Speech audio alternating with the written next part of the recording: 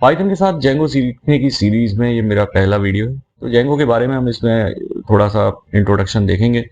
Django है क्या? Django एक web high level Python web framework है जो कि रैपिड डेवलपमेंट और क्लीन प्रैग्मेटिक डिजाइन के लिए यूज होता है। इसका मतलब ये है कि ये फ्रेमवर्क आपको वेब एप्लीकेशन जल्दी और एफिशिएंटली बनाने में मदद करता है। और ड्राई कोडिंग, जिसके बारे में आप लोगों ने सुन रखा है, do not repeat your self, dry coding जिसको कहते हैं, मतलब बार बार आपको एक ही कोड नहीं लिखना पड़ता है इसके बारे में। अब जेंगो यूज क्यों होता है तो इसके बारे में हम लोग जान लेते हैं। तो सबसे पहली बात तो ये है कि एक इसका फायदा ये है कि बैटरीज इंक्लूडेड फ्रेमवर्क, इसका मतलब कहते हैं कि जेंगो में पहले से ही काफी फीचर्स दिए हुए हैं, जिसमें ORM यानी कि object relational mapping, admin interface, form handling, user authentication, URL routing और सिक्योरिटी फीचर जैसे ऑप्शंस इसके अंदर मिल जाते हैं। तो आपको अलग से लाइब्रेरी या मॉड्यूल मॉड्यूल लिखने की और ढूंढने की जरूरत पड़ती नहीं है कि हर चीज के लिए इंपोर्ट करना, आपको सब चीज के अंदर मिल जाएंगी।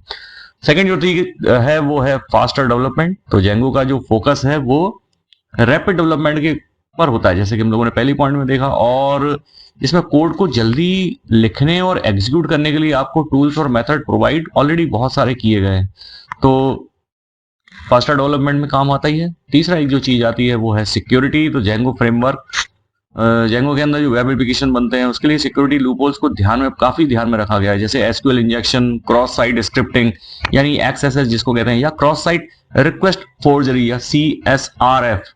तो CSRF जो हम बाद में इसके वीडियोस में देखेंगे, हम इसका एप्लीकेशन बनाएंगे तो हम इसके बारे में विस्तार से चर्चा करेंगे। और एक चीज और आती है जिसको कहते हैं क्लिक जैकिंग। इन सबको तो क्या क्या हो गया, XSS, cross site for request forgery, SQL injection और क्लिक जैकिंग, इन सबको प्रिवेंट करने के लिए हमारे इनको इसमें डिफॉल्ट प्रोटेक्शन आपको मिलता है। तो कुछ आपको अलग से कोई टूल और कोई लाइब्रेरी यूज करने की आवश्यकता पड़ती नहीं है। अगला है जो स्केलेबिलिटी। तो जेंगो एक लार्ज स्केल वेब एप्लीकेशंस को सपोर्ट करता है, चाहे वो एक सिंपल ब्लॉग बनाना हो या एक लार्ज सोशल मीडिया एक वेबसाइट बनाना हो जैसे इंस्टाग्राम। तो इन सब छोटे से लेके बड़े तक आप कुछ भी इसके अंदर बना सकते हैं। अगली जो चीज इसके अंदर आती है वो है MVC आर्किटेक्चर। अब MVC आर्किटेक्चर क्या होता है? तो जेंगो एक MVT जिसको कहते हैं यानी मॉडल व्यू टेम्पलेट पैटर्न का यूज करता है, जो MVC यानी मॉडल व्यू कंट्रोलर आर्किटेक्चर का एक वेरिएंट है।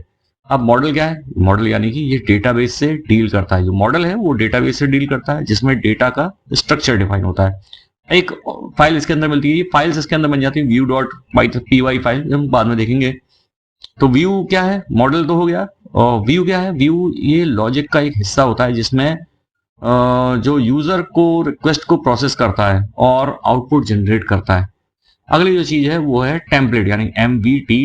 T स्टैंड फॉर टेम्पलेट, यानी कि ये जो हमारा है ये प्रेजेंटेशन लेयर है जो HTML और डायनेमिक कंटेंट को शो करता है। तो वो टेम्पलेट होती है जो हम लोग पेजेस और भी जो डिजाइन करते हैं, जो चलने वाले हैं उसके ऊपर, उस हम लोग टेम्पलेट फोल्डर के अंदर डालते हैं। अब जेंगो काम कैसे करता है? तो जेंगो एक रिक्वेस्ट रिस्पॉन्स साइकिल का पार्ट होता है।